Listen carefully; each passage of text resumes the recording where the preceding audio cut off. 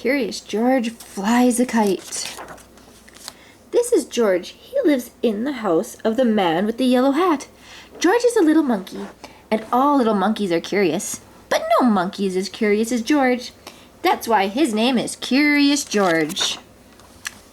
I have to go out now, said the man in the yellow hat. Be a good little monkey till I come back. Have fun and play with your new ball, but do not be too curious. And the man went out. It was a lot of fun for George to play with his new big ball. The ball went up, and George went up. The ball went down, and George went down. George could do a lot of tricks with his ball too. This was one of the tricks. He could get up on the ball like this, or do it this way with his head down. This was another trick George could do. He could hold the ball on his head like this. Look, no hands. What a good trick. But where did the ball go? George ran after it. The ball had gone into another room. There was a big window in the room. George liked to look out the window. He could see a lot from there. He let go of the ball and looked out. George could see Bill on his bike and the lake with a boat on it. George could see a big house in the little garden and a little house in a big garden. The big house was the house where Bill lived. But who lived in the little house? George was curious. Who could live in a house that was so little?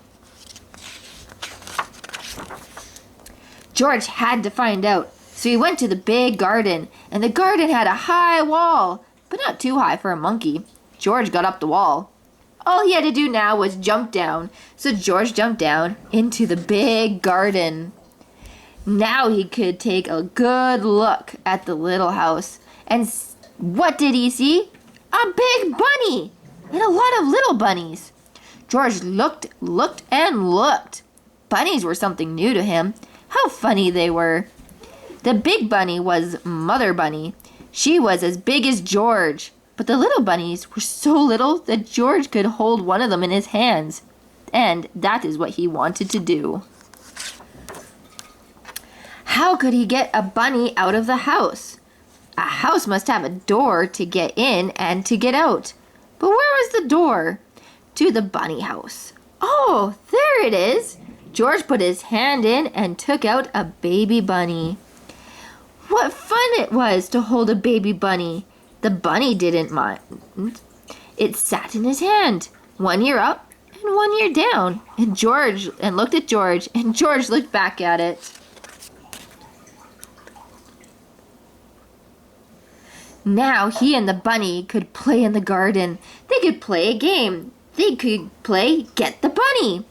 George would let the bunny hop away, and then he would run after it and get it back.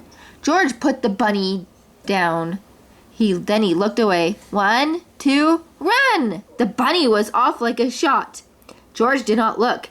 Now he had to wait a little. 1, 2, 3, 4. He waited. Then George looked up.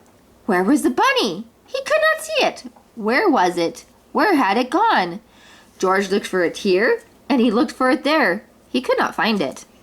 Where was the bunny? It could not get out of the garden. It could not get up the wall, the way George could. It could not fly away. It had to be here. But it was not. The bunny was gone, and all the fun was gone too. George sat down. He had been a bad little monkey. Why was he so curious? Why did the bunny go? Now he could not put it back into the bunny house. Where could it be? With Mother Bunny. Mother Bunny! George looked up. Why, that was it. Mother Bunny could help him. George got up. He had to have some string. Maybe there was some in the garden. Yes, there was a string, and a good one too. George took the string and went back to the bunny house. Mother Bunny was at the door. George let her out and put the string on her, and Mother Bunny knew what to do. Away she went with her head down and her ears up. All George could do was hold the string and run after her. And then Mother Bunny sat down. She saw something, and George saw it too. Something white that looked like a tail. like the tail of a baby bunny. And that it was. But where was the rest of the bunny?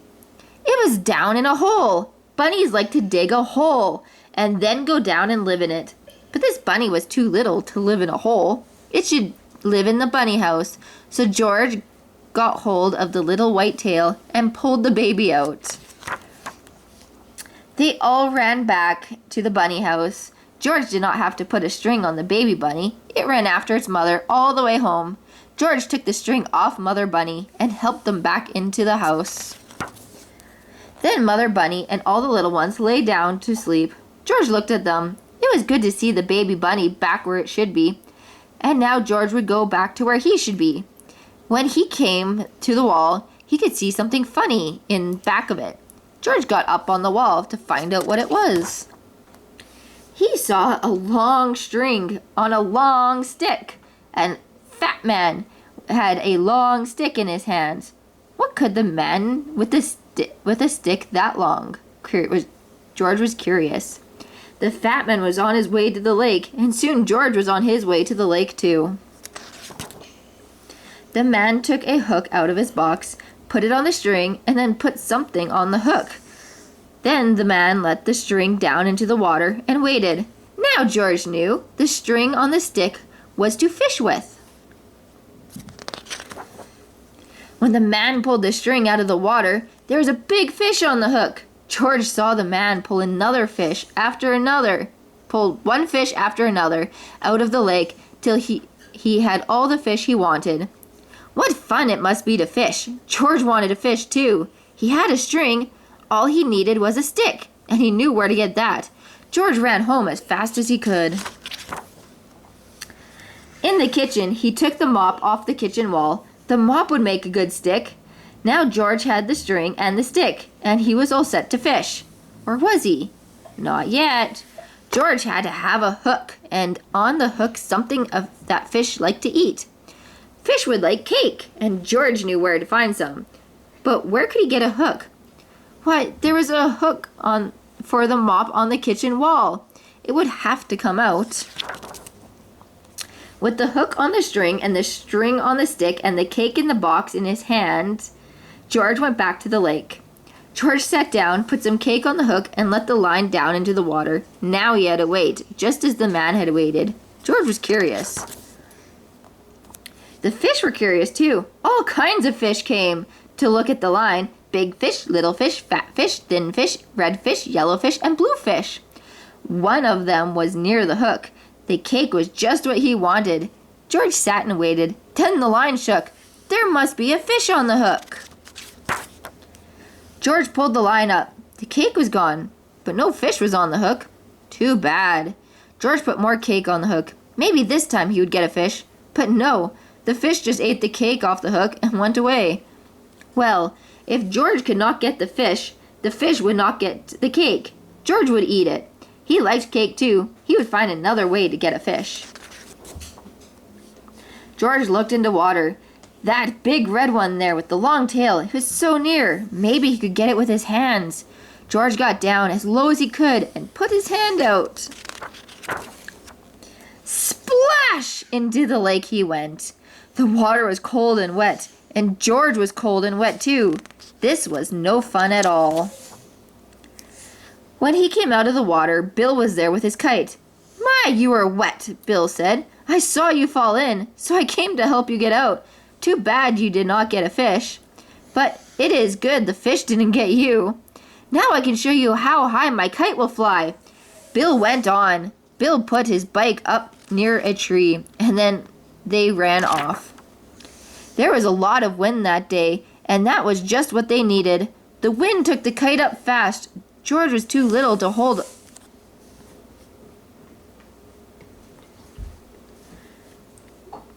on to it in the wind. A kite that big could fly away with him, so Bill had to hold it. George saw the kite go up and up and up.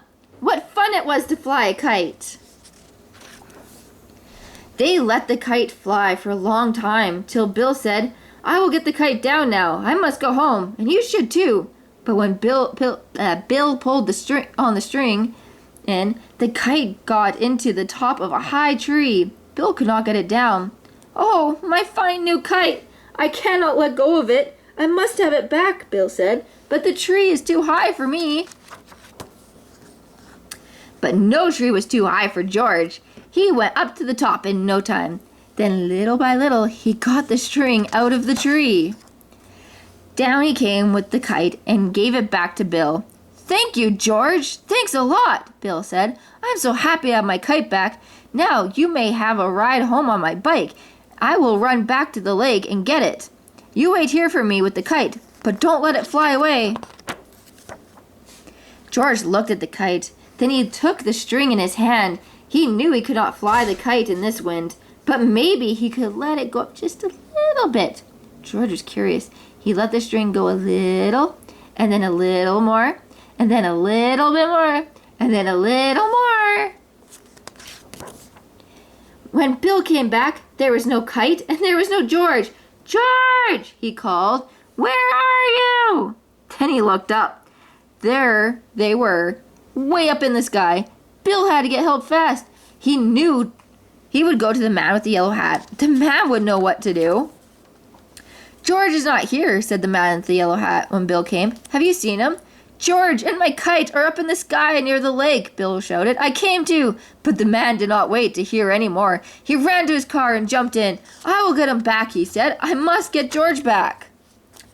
All this time, the wind took the kite up and George with it. It was fun to fly about the sky.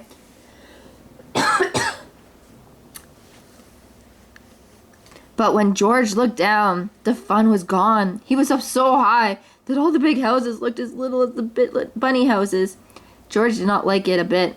He wanted to get down, but how? Not even a monkey can jump from the sky. George was scared. What if he never got back?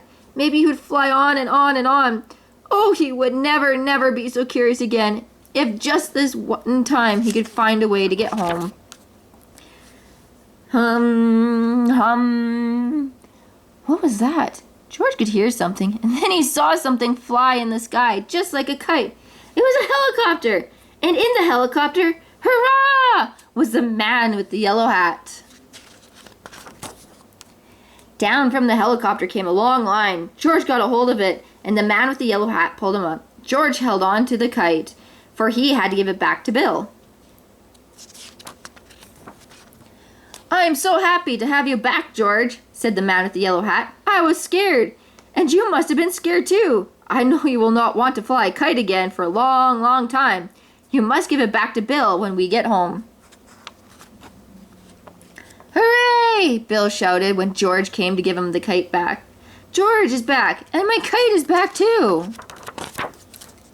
And then Bill took George by the hand and went with him into the little garden. From there, the little garden into the big garden, where the bunny house was. "Here's one of my baby bunnies," Bill said. "Take it. It is for you." A baby bunny for George? George took it in his hands and held it way up. It was his bunny now. He could take it home with him. And that is what he did.